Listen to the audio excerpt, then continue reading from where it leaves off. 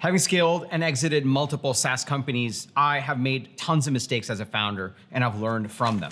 Over the years, as I've coached hundreds of founders inside of my coaching programs, I've also helped these founders identify and navigate the mistakes that they were making in scaling their companies.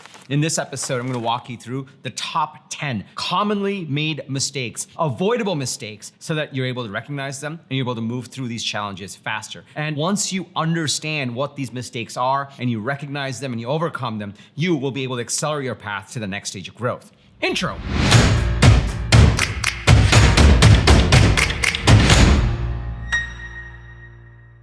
What's up, everybody? Welcome to Unstoppable. I'm TK, and on this channel, I help SaaS and AI founders like you grow your businesses faster with an unstoppable strategy. Now, if you're new to this channel, welcome. I drop an episode every single Sunday with actionable strategies and tactics from the trenches on how to grow your SaaS and AI business faster. So if you're new, be sure to hit that subscribe button and that bell icon, and you'll get notified every single time I drop an episode with the TK energy. Now, if you're already part of this community, if you're part of my coaching programs, my people, welcome back. It's really awesome to see you over here. When I took ToutApp, my last SaaS company, from zero all the way to exit, I made tons of mistakes. And the reason I started this channel was to document everything that I learned. I believe that you learn a lot more from the mistakes than the things that go perfectly well. Over the years, as I've coached founders, I started to really understand what are the most common mistakes that other founders make. Overall, I've started to realize that you're gonna make mistakes. It's normal, no one's gonna be perfect. But what sets apart the founders that are ahead of the curve, that are successful, are the ones that are able to identify the most common mistakes faster and course correct faster. So in this episode, I'm gonna walk you through the top 10 mistakes, completely avoidable mistakes that founders keep making when they're scaling their SaaS businesses. Now, here's how I'm gonna lay this out. I'm gonna walk you through 3 key phases that founders go through. There's the 0 to 1 phase, the 1 to 1 million ARR phase, and the 1 million to 3 million ARR phase. For each of these phases, I'm gonna walk you through the top 3 mistakes I see, and all the way at the end, if you stick around, I'm gonna give you one bonus mistake that applies to all 3 phases and really slows founders down. Now, if you're excited to dig in, go ahead and smash that like button for the YouTube algorithm, and let's get right into it. Okay, I'm gonna be following this scaling roadmap. This is something that I use with founders that I coach. It helps them understand where they are in scaling their businesses and helps them figure out what they need to be focusing on, because it can be really overwhelming. As I mentioned, there's the 3 core stages that exist for SaaS founders. The first is the 0 to 1 stage. And for the 0 to 1 stage, what you're really trying to do is get to product market fit. You're trying to earn that first dollar. And I like to think of it as a benchmark of at least 10K of MRR, because then you know, okay, there's something here. You didn't just get lucky. The second stage is the 1 to 1 million ARR stage. It's a big band. Companies take all kinds of times to get there. Some get there really quickly, some take years. It all depends on the market you're going after and the solution that you have and how effective you're being as a founder. But the key here is to get to some level of consistency where you are winning deals and you are starting to get business on a consistent way, selling the same use case. And then there's the third stage, which is the scale stage. You get to 1 million in ARR, and now you're working to get to that 3 million ARR and beyond. Now, I'll do a separate video for what happens between 3 million to 10 million. So if you're watching and you want me to do that, put 10 million in the chat and I'll cover that. But right now, we're gonna cover these 3 stages because I think that's where most of the viewers are as they're viewing this. All right, now let's double click on this 0 to 1 stage. In the 0 to 1 stage, as you're working towards product market fit, there's some key challenges that you're really trying to unlock. The first challenge is, what's the target market? Who are you actually going to be serving? The second is, what's the actual problem that you're solving for? Not the idea that you have, but the actual problem. And then the number 3 is, what's the value proposition? How do you communicate what the problem is, who it's for, and what your solution does? That's a 1-sentence value proposition. For this stage, where you're trying to go from 0 to 1 and hit product market fit, where people actually want the product because it solves the problem that they have, these are the 3 key challenges you're solving. Now, let's dig into what are the top 3 mistakes. The first mistake that I see founders come across in this stage is hiding from customers. I know this sounds completely counterintuitive because you're like, TK, I'm trying to get to revenues. Why would I hide from customers? But the way I see this manifest itself is founders stay in their comfort zone. They keep saying that, okay, we're not quite ready yet, but we're gonna launch. Or they try to do all kinds of scalable marketing activities without talking to a single customer. They're actually hiding from customers. The thing is, founders are smart and you can rationalize a lot of things in your head very easily. What I found is it's very easy to rationalize in your head that you're doing the right things, but in reality, you're really hiding from customers, and that's holding you back from getting to the one stage, getting to product market fit, because you're just not getting the data points. And there's a very good reason for why this mistake happens. It is scary to put your baby out there, because you know as soon as you talk to 100 people, half of them are going to say no, and the other half may not make a decision right away. So it's super scary, and you're like, maybe I built the wrong product, or no one wants it, and I'm an idiot. So you avoid it. There's like the real human reason why this mistake happens. So that's number one mistake. The number two mistake I see is founders tend to focus on the idea instead of the problem. I meet a lot of founders that are working to get to product market fit, and I ask them, what's the problem you're solving? But they'll quickly start to answer what their idea is, or what their technology does, or their product does. But when I push them and I say, hey, what is the actual problem that your ideal customer has that you're solving? They struggle with it. They struggle with articulating it.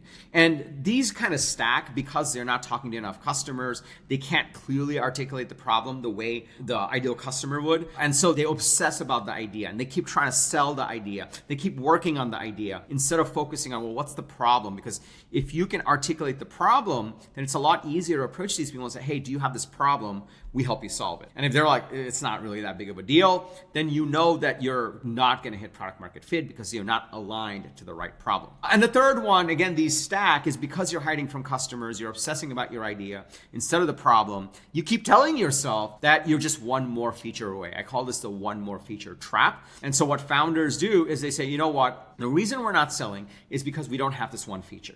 And as soon as we add this one feature, everyone's going to buy. So let's add this one feature, even though it's going to take 8 months to build or more of a dev team, you name it. And so you go back to your comfort zone while you're hiding from customers, obsessing about your idea, and you're really in the one more feature trap. And you build that feature and you put it out there, and then people still don't buy. So you find another feature that you need to add. And then months go by and you're investing in this product, but no one wants it. So these are the top 3 mistakes that I see on the 0 to 1 phase. By the way, if this is resonating, just so you know, I've made these mistakes. The reason I know these intimately well is because I've made these mistakes. I've seen founders make these mistakes. Founders come to me and say, TK, it's not working. And so I pull up the roadmap and I say, cool, where are you in the roadmap? What's broken? Tell me about it. And then we quickly understand what the mistake is so we can correct it. So these mistakes are the common ones we see over and over. So now let's go to the 1 to 1 million ARR stage.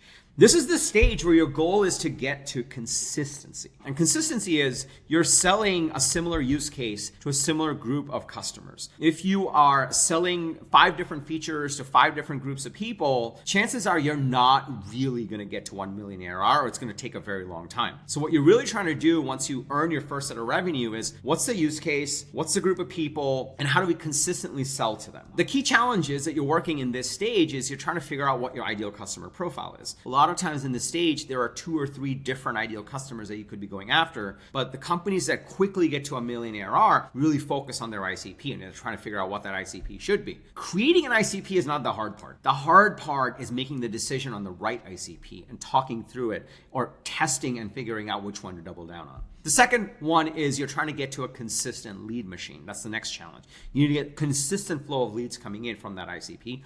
And the third one is you're trying to get to a consistent sales or product-led machine, meaning out of the leads or out of the attention you're getting, you're consistently converting into real revenue. Those are the big challenges to get to 1 million in ARR.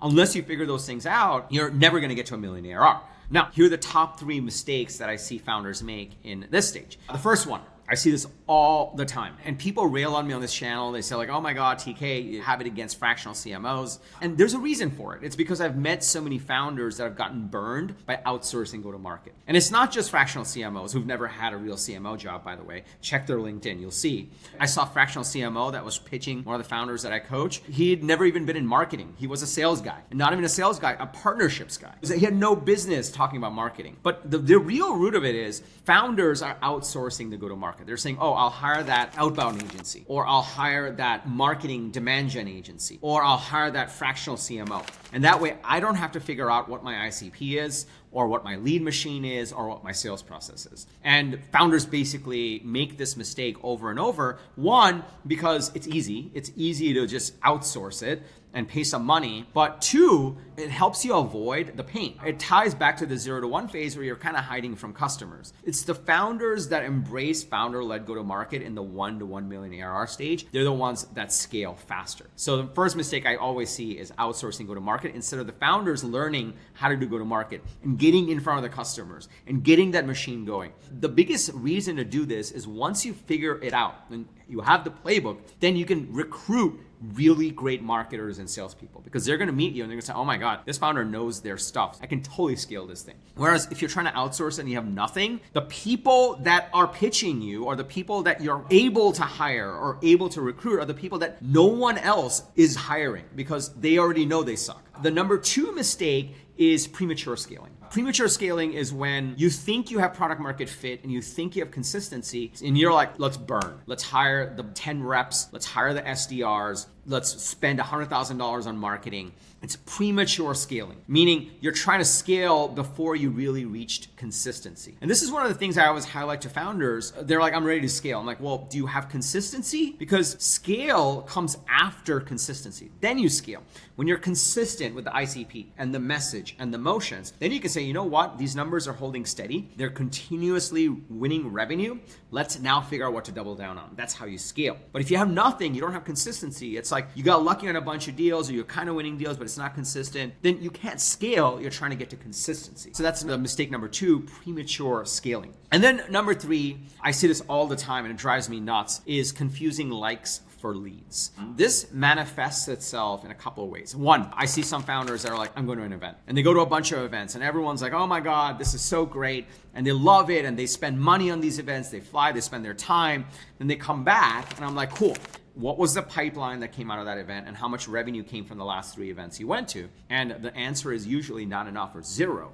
So they got a bunch of likes, but not real leads and not real revenue. Events are not the only way. Sometimes I see founders, this is really popular now, you hire a ghostwriter and the ghostwriter goes on LinkedIn and starts posting every single day under your account. And you start telling these stories. There's a story of how, here's the 5 things I learned about enterprise sales when I got engaged. Stories that get a bunch of likes, you get a bunch of impressions and people are viewing it, but no leads. And there isn't a single ghostwriter I've met that actually knows how to do LinkedIn well that can commit to a pipeline number or a lead number. At the end of the day, if you're just getting a bunch of likes but not leads, you can't afford to do that right now. If you're a much larger company, if you're a public CEO, Dharmesh Shah, I love Dharmesh Shah. He's posting all the time. He can do that because he has an entire army of marketers on the back end collecting leads. He can do the brand marketing. But if you're just starting out, you can't afford to just get likes. You need leads. So you need to be thinking about the difference between the likes and the leads and what you need to be focusing on that will actually generate leads for you.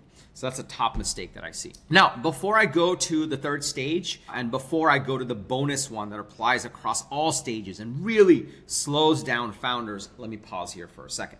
Are you starting to see the power in this? There's 3 things I want to highlight here. 1, everyone's going to make mistakes. No matter how perfect you are, you're going to make mistakes. What sets apart the founders that win versus the ones that die from these mistakes are they're able to recognize the mistakes and they're able to course correct faster. They're able to go through the mistakes faster. That's the first thing.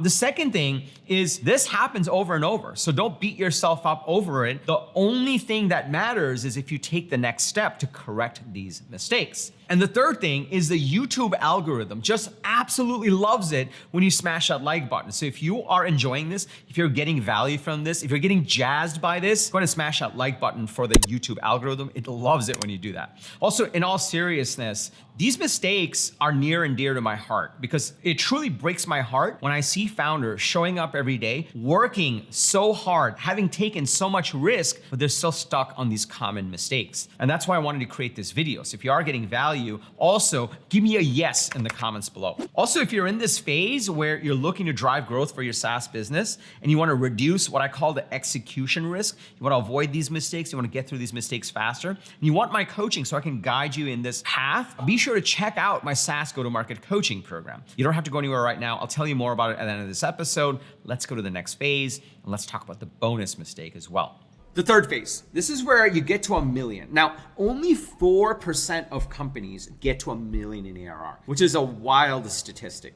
But only 0.04% ever get to 10 million, meaning the mortality rate is horrible even after you get to 1 million. So a lot of founders get to 1 million and then lose it all, either through churn or because they screw up that next stage of growth. The goal of the million to 3 million, this is the slice that I really like to focus on. Now, if you're past 3 million, you're looking to get to 10 million, 20 million, put 10 million in the comments below, and I'll do an episode just on that phase as well. But this million to 3 million is where you truly start to scale. And the key challenges that you're looking to unlock is one, you're really trying to make sure you can keep your consistency. A lot of times I'll meet founders, they got to 1 million, but it's 3 different ICPs. And now in order to get to 3 million, you can't afford to do that anymore. You really got to figure out where you're going to be consistent.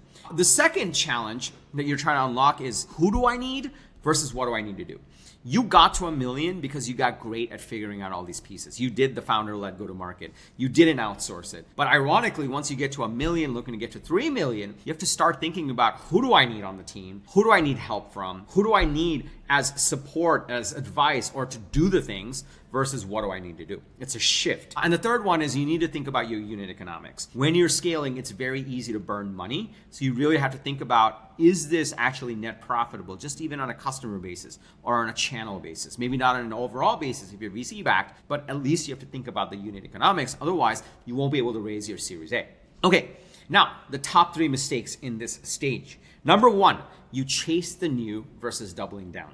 I see this all the time. Founders got to 1 million because they kept making the product better and better based on the customer feedback. So when they get to 1 million, they're like, we got to get to 3 million. Oh my God, we got to unlock these 3 new areas of product. The thing is, what happens more often in getting from 1 million to 3 million is not necessarily way new product features or multiple products, but it's to strengthen the parts of your product that your customers already love, to go deeper in the use case. So a lot of times founders get distracted chasing the new because that's what got them to 1 million instead of doubling down. And that's a huge mistake. The second is, this is nuance. It's one of two things. It's either losing focus or too rigid on the old playbook. And it depends from company to company. And this is where we try to figure out, okay, what is the scenario here? Sometimes you're losing focus. All the stuff that got you to 1 million, you stop doing. You discount it. You don't realize that's the discipline that got you here. And so you start to slow down. The other thing that happens on the other end is you stay so rigid on that thing that you did to get to 1 million, you don't realize that that's not going to get you to 3 million. And this is one of those nuanced mistakes where it depends. That's where this gets you. That's where you need that outside perspective, because it could be the case you're losing focus, or it could be the case you're too rigid on the old playbook and you're going to stay stuck or start going backwards, and you need to figure out, because that mistake happens quite a bit. And then the third one, I borrowed this one from the godfather of SaaS. I've also lived this. That's why I know it very well and I'm sensitive to it, is hiring desperation execs. I've seen founders do this. They realize, you know what, I got to get some people on. And they're at 1.5 million. I've seen this at 5 million. And the founders are a little tired and they're so desperate to get help. They're so desperate to get help, they hire a desperate exec. And this manifests in a couple of ways. The first way is they don't know what good looks like. I was talking to a founder and they're like, I need to hire a VP of sales. I'm like, cool. How are you thinking about the role? What does the job description look like? Are you going to hire a recruiting agency? You're going to do it on your own? And they're like, I got a guy. And I'm like, okay, let's take a look at the guy. And I look at the LinkedIn and I'm like, oh my God. And this is one of those things where it's interesting because coaching is not about telling you what to do. Coaching is helping you get to the answer. So I was like, let me ask you this. Do you have a reference blueprint? Do you know 3 VPs of sales that you just absolutely love, that crushed it? They're the best of the best. And he kind of looked at me puzzled and he was like, no, not exactly. And I'm like, that's right. So how can you possibly hire a really great exec or recruit a really great exec if you don't know what good looks like? So let's first look at some LinkedIn profiles of great VPs of sales. And let's talk through how they got to a great VP of sales and what a history looks like. So sometimes this manifests as founders are hiring, they're switching to who do I need versus what do I need to do, right thing to do, but they don't know what great looks like. They don't know what a great executive looks like. Other times, founders are maybe a little bit in the earlier stage, or they're not spending the money on the recruiting, or they don't know how to recruit. So they hire the first exec that comes, and they're so desperate to have someone own this, they just hand over the reins. I've seen this in a VP of sales hire. I've seen this in a COO hire. I was horrified when I met one of the COO candidates that one of the founders that I was coaching hired. I was like, oh my God. I see this because he was just tired. He just needed help. He was like, I don't know, TK, I just need to get this guy on. He's going to help me. And I'm like, is it worth it? How tired are you? Is it actually worth it for you to hire the desperation exec? And I can't call him the desperation exec. We can have that conversation. So that's how it manifests itself, because you just don't know what great looks like, and you got to figure that out before you hire. Or you're so tired, you'll take anybody. And you really need to think about, are we better off promoting from within? Are we better off grunting it out for 3 more months? Are we better off for me to take a short break and then coming back and making this decision versus doing a desperation exec? So that's the third mistake that I see. Okay, so those are the 9 mistakes that I promised you, and I did promise you a bonus one. So if you're still watching, hopefully you're getting value. If you are, please smash that like button for the YouTube algorithm. The bonus mistake that I see across all the stages is founders don't do the math. Not doing the math. And this is specific to what's near and dear to my heart, which is, these stages are about revenue. It's not doing the math on what it takes to get a certain amount of revenue. The rule of thumb is you need 5x of your revenue target for pipeline. What that means is if you want to generate another 2 million of revenue, you're at a million ARR, and now you want to get to 3 million. That means that you got to keep all of your existing revenue, keep the 1 million. So you need a proper customer success system. And then on top of that, you need 2 million of net new revenue. The rule of thumb, this is where a lot of founders make this mistake, and I'll explain why it applies even on the 0 to 1 phase. But let's talk about the scales phase since we're there. To get to 3 million, in order to get 2 million net new revenue, the rule of thumb is you need $10 million. You need $10 million of pipeline. 5x of your net new revenue target. Why? Because a certain number of leads will turn into pipeline and you'll only win a certain number of deals. You're not batting 100%. No one is. So the rule of thumb, if you were to bring in a VP of sales and a VP of marketing and a board member, you're like, cool, we got to 5x your revenue target. You need that much pipeline. And what are we going to do for that? A lot of times, founders don't realize just how much pipeline or attention, if you will, is needed to hit certain revenue numbers. This is true even for getting to 1 million in ARR. If you want to get 1 million in net new business, times that by 5, you need $5 million of pipeline. If you're trying to go from 0 to 1, this math still applies. In order to get 1 new customer, you need to be talking to at least 100 people. You'll get 1 customer once you talk to 100 people, unless you have absolutely no product market fit. And a lot of times, this is a mistake that founders make. They don't know to do the math. And I don't say this again from a soapbox. I'm saying this like I made this mistake. Those are the big mistakes that I wanted to share with you today. Now, let's quickly recap. So to recap, as you're scaling your SaaS business, these are the 3 key stages you go through. You go to the 0 to 1 stage, and then that's really trying to get to product market fit. Then you're working to get to the 1 to 1 million ARR stage. And then once you get to 1 million ARR, that's your consistency stage. And then you're working to get to 1 million to 3 million ARR. That's your scale stage. And then once you hit a 3 million ARR, there's a whole new set of challenges that come up for that stage. But I wanted to cover these 3 stages. And as you're going through these stages, there are unique challenges that come up that you have to unlock to get to the next level. But more importantly, there's these mistakes that keep coming up. So in this video, I wanted to show you the top 10 mistakes that I keep seeing over and over and over that I've made. And my intention here is to make you aware of these mistakes so that you can recognize it. And once you recognize it, then you're like, okay, cool, what do we need to do to push ahead, to get to the next level? Now that I recognize it, that way you don't lose months stuck in a mistake, and you don't waste months or lose months because you're making one of these mistakes in a big way. Some of these mistakes are fatal if you don't recognize them fast enough, but all of these mistakes are 100% avoidable once you know about them. Then you'll know, like you'll recognize and you're like, okay, cool, here's what we need to do. So now you know the top 10 mistakes that I see over and over. Now, what you may not know is, TK, I kind of know what stage I'm in. I know what I need to unlock. I'm making some of these mistakes. How do I break through? So if you want to work with me to drive growth for your SaaS business, this is why I created my SaaS Go To Market coaching program. Inside of this program, I help you go from your current go-to-market strategy to a well-defined and scalable go-to-market strategy that you can execute on so you can get to that next stage of growth. Inside of the program, we focus on 3 core pillars. The first pillar is your ideal customer profile. Regardless of what stage you're in, you really need to figure out who you're targeting and who's more likely to buy. The second is your manifesto. This is your messaging, this is your positioning, this is how you go out there and get attention in the world so that people pay attention to you, become leads, become pipeline, so you can put them through your process. Once you have these 2 pieces, you have your go-to-market strategy. Then comes the third pillar. That's the Broadway show. The Broadway show is a consistent set of sales and marketing activities that you can run to bring your manifesto to your ICP on a consistent basis. Now, depending on the stage you're in, your Broadway show is going to be different. If you're in the 0 to 1 stage, you have a certain kind of Broadway show that you're gonna have to own. If you're in the 1 to million stage, well, then you can start to get a little bit of leverage, but you'll own the overall piece. If you're at the 1 million to 3 million, well, very quickly it starts to become a question of who do we need and how do we get leverage? And I guide you through all of these pieces. So if you'd like to work together inside of the Go To Market program, just go to tkkader.com/GTM. tkkader.com/GTM. Over there, you'll see this page and it'll give you all the details about the program and how it works. Now, the one thing that I know is the better the fit, the better the results. So if you'd like to work together, all I ask is you book a short call with me. On the call, we'll figure out where you are in the business, what you're struggling with, and what you need to do to get to that next stage of growth. And if it sounds like it's a fit and I can help you, we'll be off to the races right away. So just go to tkkader.com/GTM. Now, if you got value from this video, please smash that like button for the YouTube algorithm. It just loves it when you do that. Now, also, I drop an episode every single Sunday with actionable strategies and tactics from the trenches on how to grow your SaaS business faster. So if you haven't already, be sure to hit that subscribe button and that bell icon. You'll get notified every single time I drop an episode. Also, if you have a fellow founder, a team member, if you're part of a Slack group or WhatsApp group with other founders, please share this video with them. It just means the world to us. We put a lot of love into these videos. And lastly, remember, everyone needs a strategy for their life and their business. When you are with us, yours is going to be unstoppable. I'm TK, and I'll see you inside the SaaS Go To Market coaching program. Take care, everybody.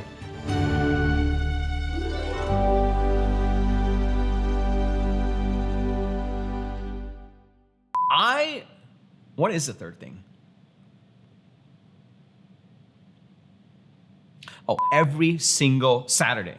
That's not true.